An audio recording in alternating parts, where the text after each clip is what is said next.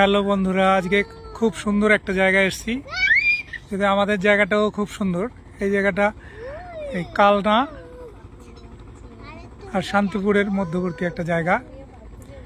এখানে নদীর এই যে এইদিকে পার, শান্তিপুরের পার, আর ওইদিকে ওই যে কালনা দেখা যাচ্ছে, আর মাঝখানে ওই যে নদীর মাঝখানে চর পড়েছে, কাশফুল ফুটে আছে প্রচুর দূরে, সূর্য ডুবো ডুবো। আর এই যে নদী বয়ে চলেছে, নদীতে প্রবল স্রোত, মানে এই দৃশ্য ভুলবার নয় এরকম। আর ও যে দেখো নৌকো চলে যাচ্ছে।